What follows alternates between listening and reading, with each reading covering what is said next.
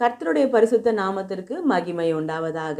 வெள்ளைப்போலம் என்கிற இந்த நிகழ்ச்சியின் வாயிலாக இந்த காலை வேளையில் உங்களை சந்திப்பதில் எனக்கு மிகுந்த மகிழ்ச்சி. தேவன் தாமே இந்த நாளை உங்களுக்கு ஆசீர்வாதமான நாளாக மாற்றி உங்கள் இருதய விருப்பங்களை எல்லாம் தம்முடைய தயவுள்ள சித்தத்தின்படியும் தீர்மானத்தின்படியும் நிறைவேற்றி உங்களை மகிழச் செய்வாராக என்று சொல்லி அன்பாய் இயேசு கிறிஸ்துவின் நாமத்திலே உங்களை வாழ்த்துகிறேன். உங்களுக்காக ஒரு வசனத்தை வாசிக்கிறேன். 1 யோவான் 4ஆம் அதிகாரம் அதில் 18ஆம் வசனம். அன்பிலே பயமில்லை, பூரண அன்பு பயத்தை புறம்பே தள்ளும், பயமானது வேதனையுள்ளது, பயப்படுகிறவன் அன்பில் பூரணப்பட்டவன் அல்ல. பாருங்க, இந்த காலை வேளையில அப்பா உங்களை பார்த்து சில காரியங்களை பேச விரும்புகிறார். உங்களுக்குள்ள பயம் இருக்குன்னு நீங்க உணர்றீங்களா? நீங்க ஏதாவது காரியங்களை குறித்து பயந்து கொண்டிருக்கிறீங்களா? ஆண்டவருக்கு புரியுது. அவர் சொல்றாரு பாருங்களேன், பயமானது வேதனை உள்ளது அப்படின்னு சொல்லி. அதாவது பயத்தை போல நம்மளை நம்ம ஆத்மாவை மனமடிவாக்குகிற ஒரு விஷயம் இந்த பூமியிலே இல்லை பாருங்களேன். ஒரு பயம் நமக்குள்ள வந்துருச்சு அப்படின்னா நம்ம ரொம்ப சோர்ந்து போயிடுவோம். நம்ம பலனெல்லாம் நம்ம இழந்துருவோம். நிறைய காரியங்களை குறித்து பயப்படுறோம் இல்லைங்களா? ஐயோ, எப்படி எதிர்காலத்தை சந்திக்க போகிறோம், என் ஃப்யூச்சர் எப்படி இருக்க போகுது, எனக்கு இந்த ஒரு பெரிய தேவை இருக்கே, நான் போய் யார்கிட்ட நிற்க போகிறேன், எப்படி என் தேவைகள் நான் சந்தித்து கொள்ள போகிறேன், எனக்கு என்ன நடக்கும் அப்படின்னு சொல்லி என்னென்ன காரியங்களை குறித்து பயந்து கொண்டிருந்தாலும் சரி, அந்த பயம் வேதனை உள்ளது. ஏன் வேதனை உள்ளது தெரியுங்களா? ஆண்டவரை அறியாத பிள்ளைகளுக்கு ஒருவேளை இந்த பயம் இருக்கலாம். ஆனால் ஆண்டவரை அறிந்த பிள்ளைகளுக்கு இந்த பயம் இருக்கக்கூடாது. அப்படி இந்த பயம் இருக்குது அவங்களுக்கும் அப்படின்னா என்ன அர்த்தம் தெரியுங்களா? அவங்களுக்குள்ள இன்னும் அன்பு பரிபூரணப்படலை அப்படின்னு அர்த்தம். எப்போ ஒரு தேவ பிள்ளை தன் கர்த்தராகிய தேவன் எப்படிப்பட்டவர் என்கிற அறிவு, அவரிடத்துல நாம் எப்படி அன்பு கூறுகிறோம், அவர் நம்மிடத்துல எப்படி அன்பு கூறுகிறார் என்கிறதான அந்த அன்பின் பரிபூரணம் ஒரு தேவ பிள்ளைக்குள்ள வந்துருச்சு அப்படின்னா அது பயத்தை புறம்பே தள்ளிவிடும். அதாவது என் அப்பாவுக்கும் எனக்கும் இருக்கிற உறவு என்னன்றது எனக்கு புரிஞ்சிருச்சு அப்படின்னா நான் பயப்பட மாட்டேன். உங்களுக்கு புரிகிற மாதிரி சொல்கிறேன் பாருங்களேன். சிறு பிள்ளைகள் நீங்கள் பார்த்தீங்க அப்படின்னா இந்த அப்பாங்க என்ன பண்ணுவாங்க, அழகாக அப்படி தூக்கி போட்டு பிடிப்பாங்க. நீங்கள் பாருங்கள், அந்த பிள்ளை தூக்கி போடும் பொழுது பயப்படுறதோ அலறதோ இருக்காது. மாறா அதை ரொம்ப என்ஜாய் பண்ணுறது நீங்கள் பார்க்க முடியும். அதாவது அப்படி தூக்கி போட்டு கீழே விழும்போது தான் விழுந்துருவனே அப்படின்னு அந்த குழந்தை பயப்படாததுக்கு ரீசன் என்ன அப்படின்னா, அந்த குழந்தை அவங்க அப்பாவை அவ்வளோ நம்புது. எங்கள் அப்பா என்னை தூக்கி இருக்கிறாரு, ஆனால் கீழே விழ என்னை விட மாட்டாரு அப்படின்னு சொல்லி தன் தகப்பன் மேலே கொண்ட நம்பிக்கை நிமித்தம் அது என்ன பண்ணுதுன்னா எதை பற்றியுமே கேர் பண்ணல. பாருங்க, சிறு பிள்ளைகளை நம்ம அப்பா அம்மா ஊருக்கு கூப்பிட்டு போகிறதுலாம் நீங்கள் பார்ப்பீங்க. அப்பா அம்மா ஊருக்கு கூப்பிட்டு போகும்போது அவங்க பாட்டுக்கு பஸ்ஸாக மாறி மாறி உட்காருவாங்க. இல்லை காரில் போகிறீங்கன்னா நீங்கள் பாட்டுக்கு நீங்கள் போக வேண்டிய ரூட்ஸில் போயிட்டே இருப்பீங்க. அந்த குழந்தைக்கு பயமே வராது. இவங்க என்னை எங்கே கூப்பிட்டு போயிட்டுருக்காங்க, நான் எங்கே போய் சேர போகிறேன், இனி நான் எங்கே இருக்க போகிறேன், இது எதை பற்றியுமே அந்த குழந்தை கேரே பண்ணாது. ஏன் கேர் பண்ணாது அப்படின்னா அந்த குழந்தைக்கு தெரியும் இருக்கிறது அப்பா அம்மா கூட, அப்பா அம்மா தன்னை பத்திரமா பார்த்துக்குவாங்க அப்படின்ற எண்ணம் அந்த குழந்தைக்கு இருக்கிறதுனால அந்த குழந்தை என்ன பண்ணாதுன்னா பயப்படாது. அப்போ பாருங்க, நம்ம அப்பாவுக்கும் நமக்கும் இருக்கிற உறவு என்ன, நம்ம தேவன் நமக்கு யார் அப்படின்ற அந்த உறவையும் அந்த அன்பையும் புரிந்து கொண்டோமானால் இந்த பயம் நம்மை வேதனைப்படுத்தாது. இந்த பயம் நம்மிடத்திலிருந்து புறம்பே தள்ளப்படும் என்பதை நீங்க புரிந்து கொள்ளணும். அப்போ உங்களுக்குள்ள ஒரு கேள்வி வரும்.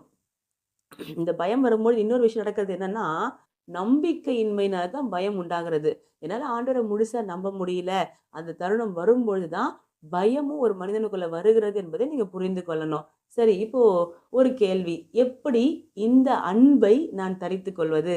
இல்லைன்னா இந்த பூரண அன்பு எப்படி எனக்குள்ள வரும்? என் மனசு கர்த்தரை பூரண அன்புக்குள்ள கர்த்தருடைய பூரண அன்புக்குள்ள என் மனசு வந்துருச்சுன்னு நான் எப்படி தெரிஞ்சுக்கிறது? இல்லை அதற்கான கிரியை என்ன? நான் என்ன செஞ்சா பூரண அன்பு என் இருதயத்துக்குள்ள வரும் அப்படின்னு நீங்க கேட்டீங்கன்னா, நமக்கு வேதமே ஒரு அருமையான ஆலோசனை சொல்லுகிறது பாருங்களேன். ரோமர் 5ஆம் அதிகாரத்தினுடைய 5ஆம் வசனத்தை உங்களுக்காக வாசிக்கிறேன். மேலும் நமக்கு அருளப்பட்ட பரிசுத்த ஆவியினாலே தேவ அன்பு நம்முடைய இருதயங்களில் ஊற்றப்பட்டிருக்கிறபடியால் அந்த நம்பிக்கை நம்மை வெட்கப்படுத்தாது. பாருங்க, இங்க என்ன சொல்லப்பட்டிருக்கு அப்படின்னா, ஒவ்வொரு ஆவிக்குரியவனுக்கும் பரிசுத்த ஆவியானவர் அருளப்பட்டிருக்கிறார். நான் நேற்றே உங்களுக்கு சொன்னேன், நீங்க ரட்சிக்கப்படும் பொழுது உங்க ரட்சிப்பு எப்படி பூரணப்படுது அப்படின்னா, பரிசுத்த ஆவியானவர் உங்க ஆவியோட சாட்சி கொடுக்கிறார். இயேசு உனக்கு அப்பா, இயேசு உனக்காக உயிரையே கொடுத்திருக்கிறாரு, இயேசு உங்க கூடவே இருக்கிறாருன்னு இந்த சாட்சி அவர் கொடுத்துட்டே இருக்கிறதுனால தான் நம்ம இந்த ரட்சிப்பின் அனுபவத்துல நிலைத்திருக்கிறோம் என்பதை புரிந்து கொள்ளணும். அப்போ அதே பரிசுத்த ஆவியானவர் தான் இந்த தேவ அன்பையும் நம்முடைய இருதயங்கள்ல பூரணமாய் ஊற்றுகிறவரா. அவர் அந்த அன்பை ஊற்றும் பொழுது நமக்குள்ள என்ன உண்டாகிறதா? நம்பிக்கை உண்டாகிறதுன்னு பார்க்குறோம். பாருங்க, நம்ம வாசிக்கிறோம், அந்த நம்பிக்கை நம்மை வெட்கப்படுத்தாது. அப்போ பரிசுத்த ஆவியானவர் பிதாவின் அன்பை நம்ம இருதயத்துல ஊற்றும் பொழுது அவர் எதை நமக்கு காட்டுகிறார் அப்படின்னா, பாரு, இந்த பிதாவாகிய தேவன் உனக்கு அப்பா. உங்க அப்பா பூமியின் தகப்பன் எப்படி உன்னை பார்த்து பராமரிப்பாரோ அதை காட்டிலும் அதிகமாய் பரலோக அப்பா உன்னை பார்த்து பராமரிப்பார், உன் தேவைகளை எல்லாம் சந்திப்பார்னு சொல்லி நமக்குள்ள எதை கொடுக்கிறாராம்? அந்த அன்பை ஊற்றி நம்பிக்கையை கொடுக்கிறாராம். அந்த நம்பிக்கை நம்மை வெட்கப்படுத்தாது அப்படின்ற அறிவு நமக்கு உண்டாகிறதுனால அந்த பூரண அன்பு பயத்தை புறம்பே தள்ளி விடுகிறதை நீங்க பார்க்க முடியும். அப்போ ஆவியானவர் நமக்குள்ள ஊற்றின அந்த பூரண அன்பு தான் பிதா மேல நமக்கு நம்பிக்கையை ஏற்படுத்துகிறது. நம்ம ஆவியோட இருந்து பரிசுத்த ஆவியானவர் கொடுக்கிற சாட்சி தான் அப்பா எனக்காக நிச்சயம் என்னை கைவிடாம எனக்காக கிரியை செய்வார்னு நம்ப வைக்கிறது. அப்ப பாருங்க, பரிசுத்த ஆவியானவர் நம்ம ரட்சிக்கப்பட்ட ஆரம்பத்திலேயே நமக்குள்ள வந்து விடுகிறார் என்கிறது உண்மை. நம்ம மேன்மேலும் எதற்காக பிரயாசப்படணும் அப்படின்னா, அந்த பரிசுத்த ஆவியானவரின் நிறைவுக்காகவும் அந்த பரிசுத்த ஆவியானவரின் அபிஷேகத்துக்காகவும் பிரயாசப்பட வேண்டும். நீங்க பாருங்க, அப்போஸ்தலர்கள்ல பேதுருவை குறித்து நான் உங்களுக்கு சொல்ல விரும்புகிறேன். பேதுருவை குறித்து நீங்க பாருங்க, 3.5 வருஷம் ஆண்டவராகிய இயேசு கிறிஸ்துவின் ஊழியத்துல பேதுரு ரொம்ப முக்கிய பணி ஆற்றினதை நீங்க பார்க்க முடியும். ரொம்ப சின்சியரா ஆண்டவருக்காக நான் உயிரையும் கொடுக்கணும்னு சொல்லி ஒரு கமிட்மெண்ட்டோட வாழ்ந்தவர் தான் யாருன்னா பேதுரு. ஆனா இயேசுவானவர் கைது செய்யப்பட்டார் என்கிறதை கேள்விப்பட்டதும் பேதுருக்குள்ள பயம் வந்து விட்டது. அந்த பயத்தினுடைய விளைவு நீங்க பார்த்தீங்க அப்படின்னா, பேதுரு இயேசுவையே எனக்கு தெரியலன்னு சொல்லி மறுதலிக்கவும் சபிக்கவும் சத்தியம் பண்ணவும் தொடங்கினார் அப்படின்னு பார்க்குறோம். அதாவது எந்த இயேசுவை மரணமே வந்தாலும் கூட சேர்ந்து சாவேன் அப்படின்னு பேதுரு சொன்னாரோ, அதே வாயால் எனக்கு இயேசுவையே தெரியாது, என்னை விட்டுருங்க அப்படின்னு சொல்லி சபித்து சத்தியமும் பண்ணிட்டார். பாருங்க, இதுக்கு ரீசன் என்ன அப்படின்னா, அந்த பரிசுத்த ஆவியானவர் இன்னும் பேதுருவுக்குள்ள அந்த ஆவியின் நிறைவு அருளப்படவில்லை. ஏசப்பா கூட தான் அவங்க ஊழியம் பண்ணிட்டு இருக்கிறாங்க. ஆனா இன்னும் பிதாவின் வாக்குத்தத்தமாகிய பரிசுத்த ஆவியானவருடைய ஞானஸ்தானம் என்கிற அந்த அனுபவத்துக்குள்ள இப்ப யார் போகலைன்னா பேதுரு போகாததுனால இந்த பயம் பேதுருவை வெகுவாய் டிஸ்டர்ப் பண்ணினதை நீங்க பார்க்க முடியும். ஆனா அதே பேதுரு பின்னாட்கள்ல பரிசுத்த ஆவியின் அபிஷேகத்தை பெற்றுக்கொள்ளும் பொழுது என்ன நடக்கிறது பாருங்க. அதாவது யாரெல்லாம் இயேசு கிறிஸ்துவை சிலுவையில் அறைந்தாங்களோ, எந்த ஜனங்கள்லாம் அவரை சிலுவையில் அறையும்னு சொல்லி கோஷமிட்டு கத்துனாங்களோ, அந்த ஜனங்கள்லாம் இப்போ கூடியிருக்கிற ஒரு இடத்துல பேதுருவும் மற்ற சீஷர்களும் அந்த 120 பேருமாய் அந்நிய பாஷை பேசி கொண்டிருக்கும் பொழுது, பரிசுத்த ஆவியானவர் பலமாய் அவங்க மேல இறங்கி இருக்கும் பொழுது நீங்க வாசிக்க முடியும். பேதுரு என்ன பண்றார் அப்படின்னா, 12 அந்த 11 கூட எழுந்து நின்று ஆண்டவராகிய இயேசு கிறிஸ்துவை குறித்து அந்த ஜனங்களுக்கெல்லாம் சொல்ல ஆரம்பிக்கிறாரு. அவர் என்ன பண்றாரு பாருங்களேன், தெளிவாய் ஜனங்களுக்கு பேசுகிறார். உங்களுக்காக வாசிக்கிறேன். அப்போஸ்தலர் 2ஆம் அதிகாரத்துடைய 38ஆம் வசனம். பேதுரு அவர்களை நோக்கி, நீங்கள் மனம் திரும்பி ஒவ்வொருவரும் பாவ மன்னிப்புக்கென்று இயேசு கிறிஸ்துவின் நாமத்தினாலே ஞானஸ்தானம் பெற்றுக்கொள்ளுங்கள், அப்பொழுது பரிசுத்த ஆவியின் வரத்தை பெறுவீர்கள். பாருங்க, இயேசுவையே எனக்கு தெரியாதுன்னு சொன்ன பேதுரு இன்னைக்கு என்ன சொல்றார் அப்படின்னா, உனக்கு இயேசுவே தெரியலன்னா நீ மனம் திரும்ப வேண்டியது அவசியம்.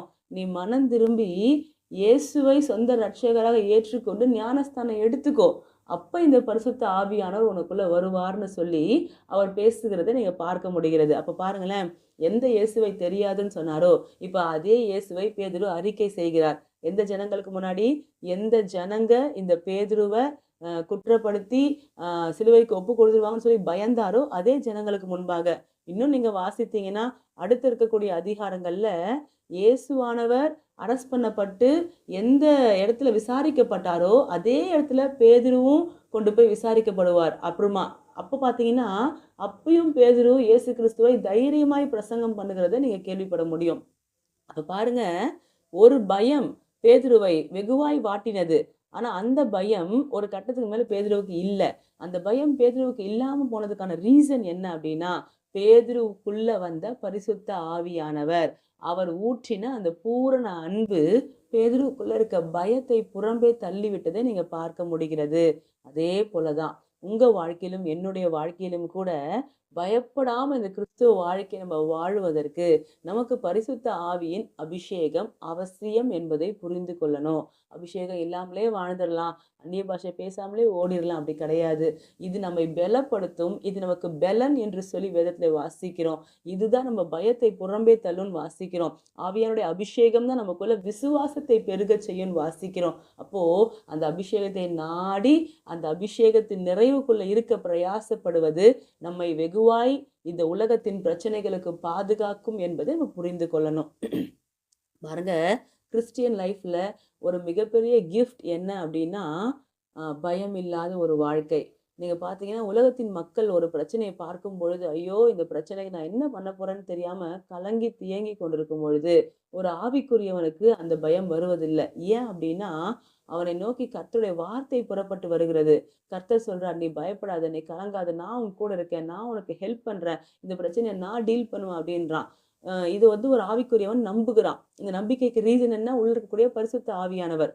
ஸோ அவன் என்ன பண்றான் அப்படின்னா, அந்த பிரச்சனைய பார்த்து பயப்படுறது இல்ல. அவன் கர்த்தர் எனக்காக எதையாவது செய்வார்ன்னு சொல்லி விசுவாசத்துல காத்திருக்கிறான். ஆனா, நீங்க மற்ற மனுஷர் எடுத்துக்கொள்ளும் பொழுது, ஒருவேளை உங்களுக்கு இன்றைக்கு நீங்க பார்க்குற பிரச்சனைகள போல பிரச்சனைகள அவங்க பார்த்தா, நெறைய பேர் சூசைட் பண்ணி இறந்து போகிறத நீங்க பார்க்க முடியும். நெறைய பேர் மனநிலை பாதிக்கப்பட்டு, அவங்க பைத்தியக்காரர்களைப் போல மாறி விடுகிறத நீங்க பார்க்க முடிகிறது. அந்த பிரஷர், அந்த ஸ்ட்ரெஸ், அந்த டிப்ரஷன தாங்க முடியாம, தங்கள் மன நலத்தை அவர்கள் இழந்து விடுகிறதை நீங்க பார்க்க முடிகிறது. ஆனா, அவங்கள காட்டிலும் அதிகமான ஸ்ட்ரெஸ் நமக்கு உண்டு. அதிகமான டிப்ரஷன் நமக்கு உண்டு. அதிகமான பிரஷர், அதிகமான பாரத்தை சுமக்கிறோம். ஆனா, இன்றும் நிற்கிறோம். ரீசன் என்ன அப்டின்னா, நமக்குள்ள இருக்கிற பரிசுத்த ஆவியானவர் நம்மை பலப்படுத்துகிறார். நமக்குள்ள நம்பிக்கையும், விசுவாசத்தையும் விதைக்கிறார். பிதாவை குறித்த அன்பை வந்து நமக்குள்ள ஊற்றுகிறார். அதனால பயமில்லாத ஒரு சமாதானமான வாழ்க்கைய வாழ வைக்கிறார். எனவே இன்று வரைக்கும் ஜீவனோடு, சுகத்தோடு, ஆரோக்கியத்தோடு வாழ்ந்து கொண்டிருக்கிறோம். எனவே ஒரு காரியத்தை புரிந்து கொள்ளணும்.